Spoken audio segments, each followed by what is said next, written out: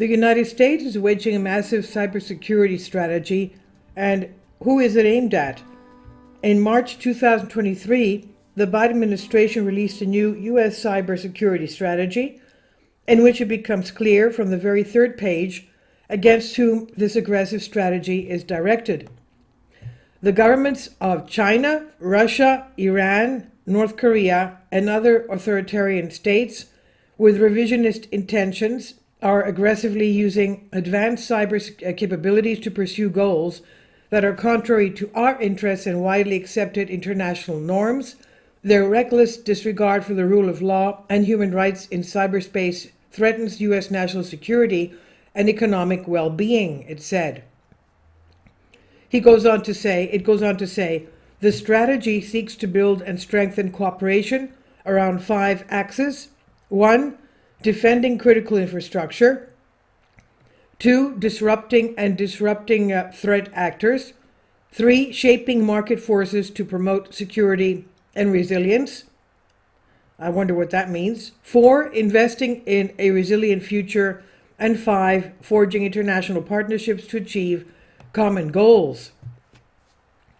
If 4 sovereign and autonomous states and other unspecified authoritarian governments are characterized as threats, then logically, point 2 refers to the need to destroy these states, or at least stop them from functioning. In general, it is openly stating that subversive activities will be carried out against them, and so that the U.S. itself does not suffer, and will create a network of networks, quote unquote, to gain situational awareness and create conditions for synchronized actions, including increasing the speed of export and information exchange. It is worth noting that the initiatives of Russia and China to establish clear and understandable rules for the management of global cyberspace are consistently ignored by Washington and its satellites. And you can see the following National Cybersecurity Strategy 2023 in the PDF link here. Now, the U.S. has embraced the new strategy with enthusiasm. Emily Harding of the Center for Strategic and International Studies noted that the government is aiming to get its house in order with major upgrades and budget proposals that align with creating real security for government systems. The Office of the National Cyber Chief and its partners should accelerate the good work they're already doing, partnering with industry leaders, she said.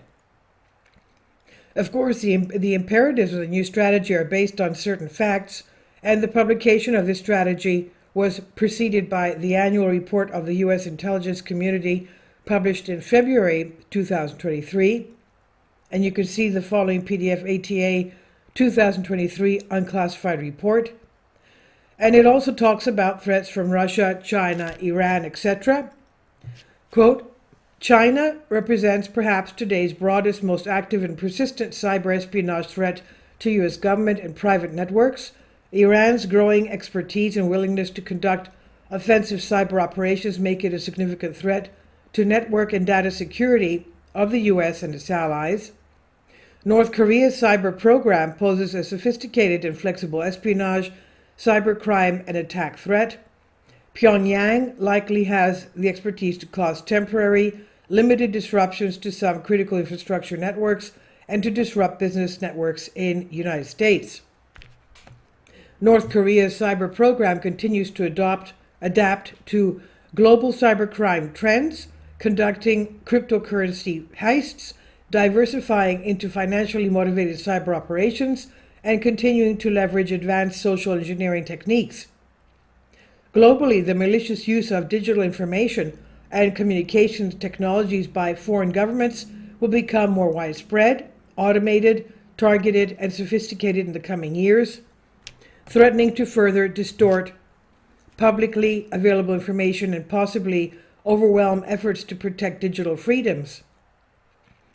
The exploitation of the sensitive data of American citizens and the illegal use of technology, including commercial spyware and surveillance technology, will likely continue to threaten U.S. interests, end quote.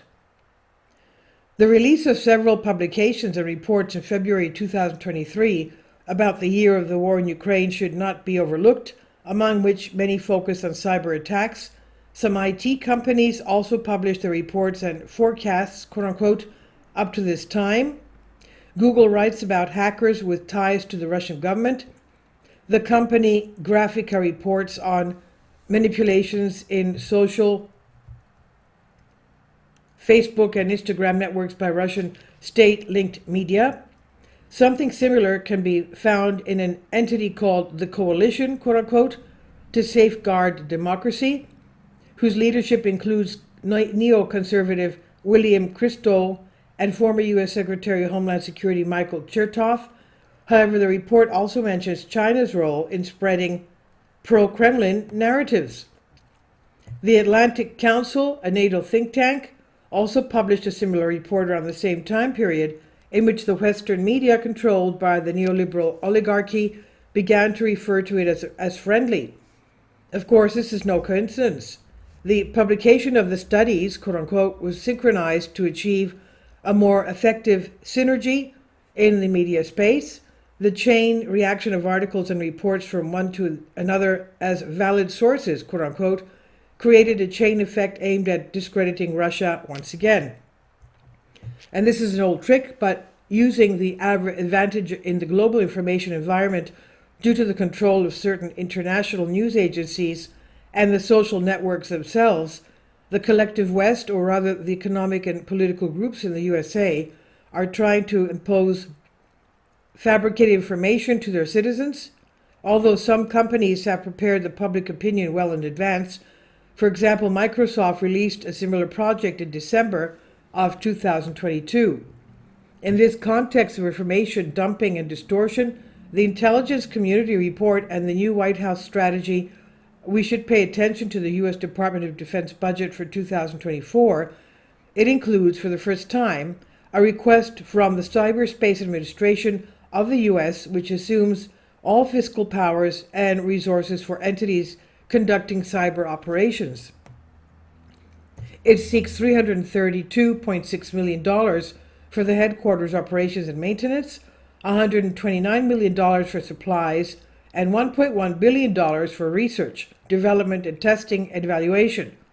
In total, the Pentagon is allocating $13.5 billion for cyber activities in fiscal year 2024. This will include many different activities, including encryption and supporting the defense industrial base. And before that, the Cyberspace Administration had a budget of about $600 million a year, which mostly went to maintaining its headquarters. It turns out that now all funds are pooled and are more than 20 times more than in previous years, although the Army, Air Force, Navy, and Marines have their own structural units for cyber operations, and there will be their own budget section as well. Today's evidence suggests that cyber operations will receive the most attention in the near future, where one can avoid direct confrontation with potential adversaries but undermine other countries' economies and defense capabilities through hacking, espionage, or remote sabotage. And by the way, the number of the special teams will increase by 5 from 142 to 147. Last year, the goal was to increase the number of teams by 14 by 2024. Then it affected the Army, although the newly formed U.S. Space Force also received teams cyber experts. Now, comparing these figures, it's reasonable to conclude that in the very near future, a wave of cyber attacks against Iran, China, North Korea, and Russia should be expected, and at the same time there will be a propaganda campaign as if these states are committing acts of sabotage. And of course, the U.S. and its allies and subordinates in this cyber attack will be an exception. This is by Terra Papers, and I've translated this for you from a Greek article. Let's take a look at Fortinet real-time cyber attacks. Okay, so here we are at Fortinet, and this is what's going on. You can see the flags here showing the location. Okay.